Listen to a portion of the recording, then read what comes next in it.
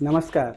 अक्सर एक जाना पहचाना सा सवाल आ जाता है, क्या आयुर्वेद किसी बीमारी को जड़ से ठीक करता है? आज हम इसी की बात करेंगे, इस वीडियो में विस्तार से बात करेंगे कि क्या सचमुच आयुर्वेद किसी भी बीमारी को जड़ से ठीक करता है? तो किन सिद्धांतों पे किस तरीके से काम करता है? सबसे पहले जान लें कि आयुर्वेद में किसी भी बीमारी को, शरीर में हमारे कोई भी व्याधि हो, कोई भी बीमारी हो, उसके उपचार करने की जो पद्धति है वो 3 मूल कारणों पे होती है। एक तो दोष, हम शरीर के दोष को देखते हैं, दूसरा धातु और तीसरा मल। आयुर्वेद ही इकलौती एक ऐसी है जो इन तीनों चीज़ों का सामंजस्य बिठा के इस पे काम करती है। आइए इसके बारे में विस्तार से जानते हैं, अपने आप क्लियर हो जाएगा कि क्या आयुर्वेद सचमुच बीमारी को जड़ से ठीक कर लेगा। सबसे पहले बात करते हैं दोषों की। शरीर में मुख्य रूप से 3 दोष पाए जाते हैं, जिसमें से पहला होता है वात, दूसरा पित्त और तीसरा कफ। अलग अलग व्यक्तियों के शरीर में इन दोषों की प्रधानता या कमी हो सकती है। किसी का वात दोष बढ़ा हुआ हो सकता है, किसी का पित्त दोष बढ़ा हुआ हो सकता है और किसी का कफ दोष बढ़ा हुआ हो सकता है। कई बार लोगों के 2 दोष बढ़े होते हैं, यानी वातज पित्तज, यानी वात और पित्त दोष बढ़ा हो, पित्तज कफज, पित्त और कफ हो सकता है। ऐसे ही अन्य दोष हो सकते हैं। और कई बार कुछ लोगों को त्रिदोष होता है, यानी ये तीनों दोषों का असंतुलन रहता है। तो सबसे पहले तो जब हम दोष को जान लेते हैं कि हमारे शरीर में ये दोष है, उस दोष के अनुसार ही रोगी को कोई भी चिकित्सा अथवा औषधि या कोई भी उपचार दी जाए। दूसरा हम काम करते हैं धातुओं पे, जो कि बहुत ज़्यादा आवश्यक है और अन्य कोई भी विधा इस पे काम नहीं करती है। हमारे शरीर में हम जो कुछ भी अपने शरीर में ग्रहण करते हैं, खाने के लिए डालते हैं, उसका जो पाचन होता है, उसकी एक प्रक्रिया होती है और वो किस तरीके से किन किन धातुओं पे क्या क्या वो असर करती है। मुख्य रूप से 7 धातुएं होती हैं, जिसमें से सबसे पहला रस। जब हम कोई भी कुछ चीज़ लेते हैं तो सबसे पहले हमारे शरीर में रस बनता है। यदि रस सही से बनेगा, रस का पाचन सही से होगा, तो हमारे शरीर में रस की कोई भी दुष्टि या रस की कोई भी समस्या नहीं होगी। और यदि हो रही है तो सबसे पहले हमें उसी पे काम करना पड़ेगा। और शुरुआत किसी भी रोग की, किसी भी समस्या की रस से ही होती है। जब रस से ये समस्या बढ़ जाती है, हम ध्यान नहीं देते हैं, लगातार ये हम वही प्रयोग करते रहते हैं, तो ये समस्या बढ़ के रस से रक्त में पहुंच जाती है, तो व्यक्ति को रक्त दुष्टि हो जाती है। यानी अब रक्त में विकार आना शुरू हो जाएगा, रक्त संबंधी दोष आने शुरू हो जाएंगे।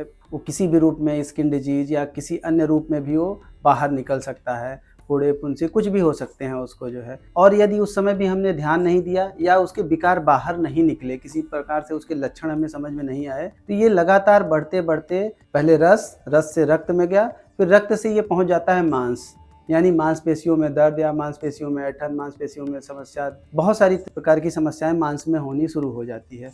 और जब हम वहाँ भी नहीं ध्यान देते हैं, मांस दुष्टि तक अगर हमने वो समझ लिया किसी चीज़ को, उसी समय हमने उपचार कर दिया या रोगी से हमने उससे बातचीत की, पूछा कि आपको ये दिक्कत होती है, हम करते हैं, तो हमारी समस्या वहीं से पूरी तरीके से सॉल्व हो जाती है या उसका हल कुछ ना कुछ पूरी तरीके से निकल जाता है। लेकिन अगर हमने यहाँ भी नहीं दिया तो ये फिर बढ़ के मेद में पहुँचता है। मेद में भी हमने ध्यान नहीं दिया तो फिर ये अस्थि में पहुँचता है, हड्डियों में, वहाँ पे दिक्कत होना, सूखापन, ये सारी चीज़ें शुरू हो जाती हैं। अस्थियों पे भी यदि हमने ध्यान नहीं दिया तो ये समस्या लगातार बढ़ते बढ़ते मज्जा में पहुंच जाएगी। मज्जा का फिर हमें उपचार करना पड़ेगा, उस ढंग से देख के चलना पड़ेगा। और मज्जा में भी यदि हमने ध्यान नहीं दिया तो फिर ये अंत में शुक्र पे पहुंचता है। तो फिर हमें नीचे से लेकिन शुरुआत करनी पड़ेगी। ऐसा नहीं कि किसी को अस्थियों में, मज्जा में या फिर जो है शुक्र में समस्या हो रही है तो हम सीधे वहीं से उपचार शुरू करेंगे। जब तक हम रस को सही नहीं करेंगे तब तक हमारी ये समस्याएं हल नहीं होंगी। तो आयुर्वेद ही एक ऐसा ये विधा है जो कि इसको इस दृष्टिकोण से काम करती है कि पूरे नीचे से शुरू करती है, और जब हम रस की समस्या को सॉल्व कर देते हैं, उसको हल कर देते हैं, तो बाकी समस्याएं अपने आप हल हो जाती हैं। यदि उस समस्या को हल नहीं करेंगे तो बाकी समस्याएं कुछ क्षण के लिए या कुछ समय के लिए तो हल हो सकती हैं, लेकिन पूरी तरीके से उसका निदान कभी भी नहीं हो पाएगा। तो ये बहुत ज़्यादा महत्वपूर्ण है। इसीलिए आयुर्वेद में डायग्नोस करना भी बहुत आसान है और उसका उपचार भी जड़ से पूरी तरीके से हो पाता है, क्योंकि हम उसको समझ पाते हैं। अब आगे बढ़ते हैं मल की ओर। जो तीसरा जो है विधान है हमारा, मल की जांच करना या उसके बारे में जानकारी प्राप्त करना, रोगी से उसको पूछना और उसके निदान को समझना, उसको करना। मल 3 प्रकार से जो है मल को जाना जाता है, स्वेद, मूत्र और पुरीष। इन तीनों को जब हम समझते हैं तो फिर हम, क्योंकि आयुर्वेद के अलावा और कोई नहीं है जो मल के भी विषय में बात करे और मल को बाहर निकालने को, उसके शुद्धिकरण की बात करे।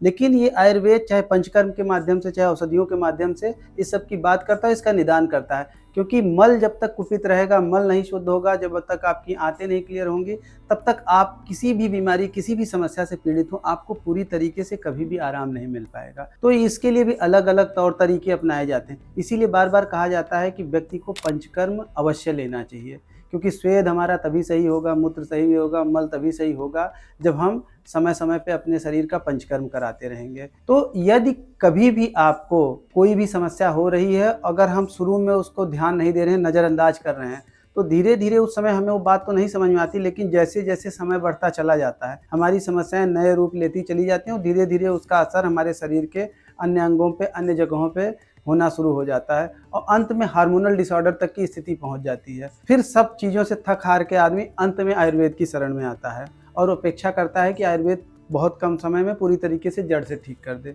हाँ, ठीक करेगा, लेकिन आपको उसके लिए समय देना होगा, इंतजार करना होगा, उसके मूलभूत सिद्धांतों का पालन करना होगा। और ऐसा भी नहीं है कि हर बीमारी को आयुर्वेद के माध्यम से पूरी तरीके से जड़ से ठीक किया जा सकता है। ज़्यादातर बीमारियों को जड़ से कम समय में ठीक किया जा सकता है, लेकिन इसके लिए आपको खुद भी अपने आप को भी आयुर्वेदमय बनाना होगा। रोगी और चिकित्सक का जो संबंध होगा उसको समझ के चलना होगा कि जो भी चिकित्सक आपके लिए भावनाएं दे रहा है, जो भी बातें रख रहा है, उसको आप भी उसी भावना से उसके साथ पालन करें और उसको समझें।